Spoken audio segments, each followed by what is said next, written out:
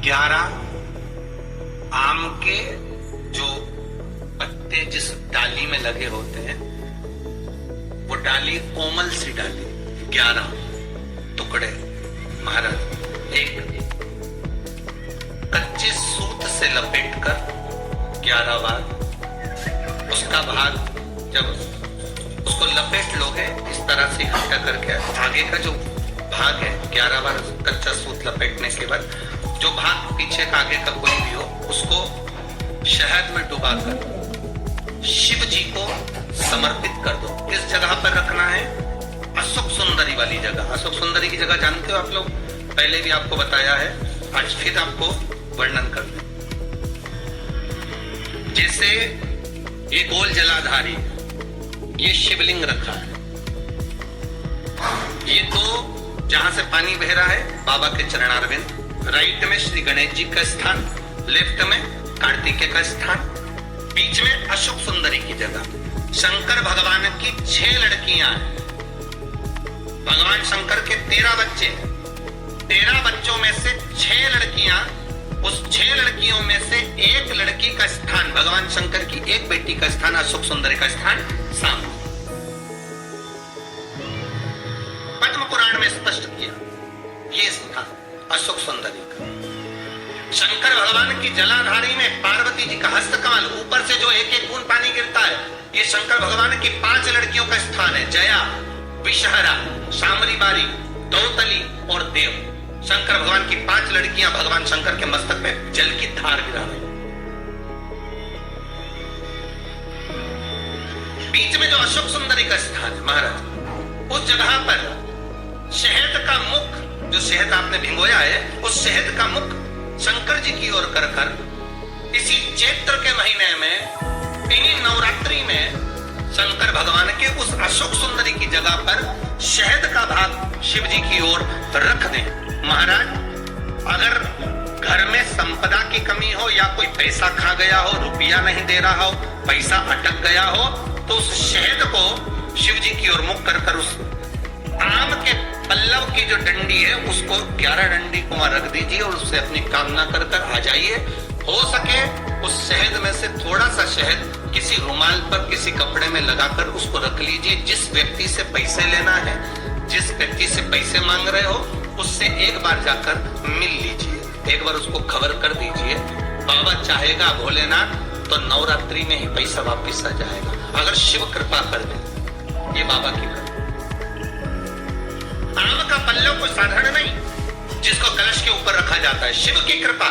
जिस आम के पेड़ पर स्वयं कामदेव चढ़कर भगवान शंकर के तीसरे नेत्र द्वारा जलकर भस्म हो जाते, वो आम का पेड़ साधारण नहीं हो सकता।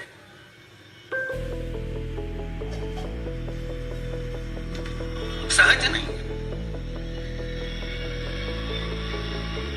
और वैसे भी शिव शिव है। घर में ज्यादा रोग हो, बीमारी हो, ज्यादा तकलीफें आ रही हो, कष्ट बढ़ रहा हो, बीमारियां बढ़ रही हो, या भय लग रहा हो, डर लग रहा हो, हृदय चित्त में कहीं ना कहीं आपको भय का भान हो रहा हो, तो एक लोटा पानी, एक कलश में जल भर कर रख लीजिए और रात भर उसको रखे रहने दो। नवरात्र चल रहा है, उस कलश को रात भर रखकर सुबह सुबह उस कलश में एक बेलपत्र डालकर उस जल को नीम के पेड़ के नीचे, जहां चैत्री नवरात्रि में नीम के पेड़ के नीचे सारी विद्याएं, आद्य शक्तियां, सारी देवी उस नीम के पेड़ के नीचे विराजमान रहती हैं। उस कलश में एक बेलपत्र डालकर रात भर रखकर उस जल को पूरे घर में घुमाकर उस नीम के पेड़ के नीचे समर्पित कर दीजिए महाराज। घर में भय लगना बंद हो जाएगा, कोई बड़ी बीमारी आपको घेरेगी नहीं और उस बीमारी से, उस रोग से आप मुक्त रहेंगे।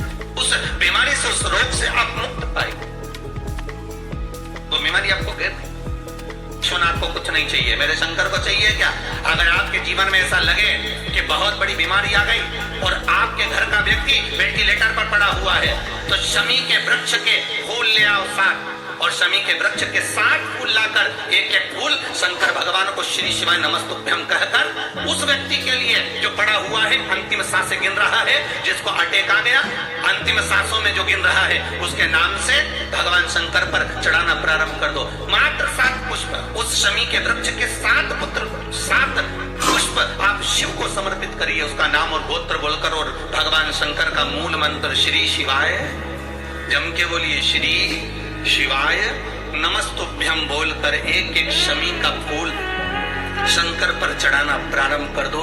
फिर आगे वो विश्वनाथ की मर्जी है, वो प्राण कैसे लेकर वापिस आता है, उस काल से छुड़ाकर महाकाल कैसे लाता है, ये हो जाने। आपका फर्ज केवल आप अदा करिए। जब अंत में डॉक्टर भी हार जाते हैं, जब अंत में डॉक्टर भी कह देते हैं कि अब हमारे बस का नहीं है, अब तो उस परमात्मा के हाथ में, मतलब डॉक्टर को भी मालूम है कि एक को डॉक्टर बैठा होगा, एक डॉक्टर और है, तो बस वो थोड़ा सा दूर तो रहता है और करीब भी बहुत है। कई लोग कहते हैं गुरुजी वो कैलाश पर रहता है बहुत, तो उनको बुलाएंगे तो आएंगे। हमने कहा कैलाश पर तो रहता ही नहीं है, जहाँ भक्त है वहाँ भगवान, वो दूर तो रहता ही नहीं। आप तो बस केवल उसको बुलाने का प्रयास करिए, आप दिल से बस उसको हाजिर, वो दिल से बुलाओ तो उसको। इसलिए देवी भागवत में लिखा है कि नवरात्रि में एक जैसे प्रतिपदा है, पहला दिन है तो एक कन्या का पूजन करो, द्वितीया है तो 2 कन्या का पूजन करो, तृतीया है तो 3 कन्या का पूजन करो, चतुर्थी है तो 4 कन्या का पूजन करो, पंचमी है 5 कन्या का पूजन करो, छठी 6 कन्या का पूजन करो, सप्तमी है 7 कन्या का पूजन करो, अष्टमी है 8 कन्या का पूजन करो, नवमी है जम के बोलो 9 कन्याओं का पूजन करो। और अगर इस तरह से आप पूजन नहीं कर सकते नवरात्रि में, तो 9 कन्याओं का पूजन एक साथ या तो अष्टमी के दिन या नवमी के दिन कर दो, या मध्य में बीच में भी आप कर सकते हैं। पर अगर आपकी कोई कामना है, आपकी कोई इच्छा है, मालूम पड़े, जैसे कई लोग कहते हैं कि हमारी इच्छा है, हमारी वो मकान नहीं बिक रहा, या हमारी वो जमीन नहीं खरीदी जा रही, या हमारी कोई कंपनी नहीं डर रही, या हमारे काम में ये अड़चन आ रही है, तो नवरात्रि में 4 नवरात्रि में से किसी भी नवरात्रि में आप नियम बना लो कि एक कलश की स्थापना कर एक दिन में एक कन्या का पूजन कर उसको भोजन कराना, लाल वस्त्र दूसरे तो 2 कन्याओं का पूजन कर लाल वस्त्र उड़ाना, लाल चुनरी देना, तीसरे दिन में 3, चौथे दिन में 4, 5वें दिन में 5, ऐसे 7, 9 दिन तक एक एक कन्याओं के क्रम को बढ़ाते बढ़ाते बढ़ाते बढ़ाते आप उस पूजन का विधान अनुभव कर सकते। क्या मैं नवरात्रि में अगर मान लो कोई साधना करना हो तो कौन सी साधना करना चाहिए, हम किसकी आराधना करें, हम 9 दिन तक किसकी साधना करें? तो अगर बन सके तो देवी भागवत में सबसे सुंदर साधना यही है कि हम एक दिन में एक कन्या के चरण धोकर पूजन कर उस कन्या को भोजन कराकर उसका स्मरण करें। हाँ, ये जरूर है कि कोरोना महामारी चल रही है तो इस नवरात्रि में भले ना, पर आगे की नवरात्रि में जब नवरात्रि अच्छे रहे, कोरोना से मुक्त रहे, तब आप किसी कन्या को 1 दिन, 1, 2 दिन, 2, 3 दिन में 3, 4 दिन में 4, 5 दिन में 5, ऐसे नवरात्रि 4 बार नवरात्रि आती, किसी भी नवरात्रि में आप स्मरण करें, उसका फल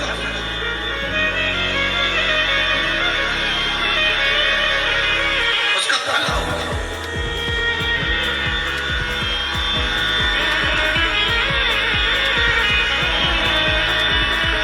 जैसे बेलपत्री का किया गया दान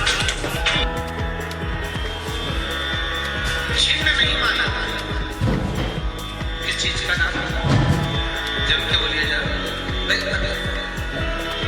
बेलपत्री का किया गया दान छिन्न दान नहीं है, समाप्ति नहीं होती। बेलपत्री अगर आपने कोई आपसे कहा जी तुम्हारे यहाँ बेलपत्री लगी है, जरा 8-10 दे दोगी क्या? बिल्कुल।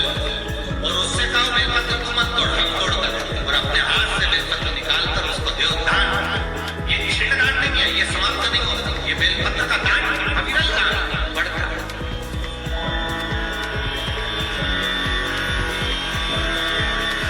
सुख का भाग ये छिन्न होने वाला है। अभी प्रिय है पुष्प में आंख का पुष्प, जो आंकड़े का पुष्प होता है, शंकर को बड़ा प्रिय है। और दूसरे नंबर पर शंकर को प्रिय है शमी का पुष्प, बहुत ध्यान देना महाराज। तीसरे नंबर पर शंकर को प्रिय है महाराज सरसों का पुष्प। सरसों होती है ना, जो राई अपन बोते हैं, सरसों बोते, उसमें पीले कलर का जो पुष्प लगता है। हमारा तो निवेदन रहता है जब तक सरसों आए तो प्रयास करा करो कि सरसों के 108 पुष्प शंकर भगवान पर चढ़ाना प्रारंभ कर दो। महाराज ये पक्का है कि वर्ष भर कोई बड़ी बीमारी आपको घेर नहीं सकती अगर सरसों के फूल शिव को चढ़ रहे हैं तो। और प्रयास करना कि सरसों का जो पुष्प होता है, सरसों का जो फूल होता है महाराज, अगर कोई व्यक्ति को किडनी या लीवर से जुड़ी हुई कोई तकलीफ होती है या किसी व्यक्ति का एक्सीडेंट हो गया होता है और उसका कोई अंग रह गया हो, कोई शरीर का कोई भाग रह गया और वो काम नहीं कर रहा हो, जैसे किसी के पांव रह जाते हैं एक्सीडेंट के बाद, किसी का हाथ रह जाता है, या कोई अंग काम नहीं कर रहा हो, वहां ब्लड पहुंच नहीं रहा हो, वो जगह एकदम सुन्न हो गई हो, खाली पड़ गई, तो उसके लिए शिव महापुराण की कथा कहती है कि सरसों के पुष्प 11 शंकर जी के राइट भाग में, जहां शिव जी के गण दरवाजे के द्वारपाल मणिभद्र जिस जगह पर निवास करते हैं, कौन निवास करते हैं? मणिभद्र। शंकर जी के दरवाजे के द्वारपाल है मणिभद्र जी। तो मणिभद्र दरवाजे के द्वारपाल में राइट भाग में मणिभद्र जी विराजते हैं। मतलब राइट भाग कौन सा हुआ? जब आप मंदिर से बाहर निकलेंगे तो राइट भाग, मंदिर में प्रवेश करेंगे जब राइट नहीं होना चाहिए, आप मंदिर से जब जाएं तो राइट भाग। मतलब आप मंदिर से राइट से जाएंगे तो शंकर जी का भी राइट हो जाएगा, क्योंकि शिव जी ऐसे बैठे हैं तो शंकर जी का भी राइट हो गया, देवता उनका भी राइट हो गया, तो राइट भाग सीधा हाथ मणिभद्र जी का स्थान। 11 सरसों के पुष्प मणिभद्र के उस द्वार पर आप रख दीजिए और मणिभद्र के द्वार पर रखकर अंदर जाकर 108 वापिस जब आप बाहर निकल रहे हैं, ये पुष्प आप रखने के बाद एक बार बाहर जाएंगे, फिर वापस आएंगे मणिभद्र के रखने के बाद, और अंदर जाकर 108 सरसों के पुष्प शंकर को समर्पित करेंगे महाराज। उस सरसों के पुष्प जो शिव जी को आप समर्पित कर रहे हैं उसको वापस लेकर आएंगे, श्री शिवाय नमस्तुभ्यं बोलकर उस सरसों के पुष्प को महाराज सरसों के तेल की बोतल में उसको डाल लीजिए। शंकर भगवान को किसी भी प्रदोष में, शाम के समय प्रदोष काल में उस तेल को वापस ले जाकर चढ़ा दीजिए शिव जी को, उसको वापस लेकर आ जाइए। उस तेल का प्रयोग आप नाभि में डालिए और जो शरीर काम नहीं कर रहा उस स्थान पर कम से कम 15 दिन 20 दिन तक उसकी मालिश करना प्रारंभ करिए। बाबा चाहेगा तो चलाने का प्रयास कर देगा और वो अंग, वो शरीर काम करने लगेगा। मणिभद्र का स्मरण, श्री शिवाय नमस्तुभ्यं, सब बोलिए एक बार जमकर, श्री, अरे पहले बोल दिया, हमारे साथ तो बोलो, श्री शिवाय नमस्तुभ्यं। भगवान शिव के मंत्र का स्मरण कर कर करते सरसों का जो पुष्प है उसमें आनंद की अनुभूति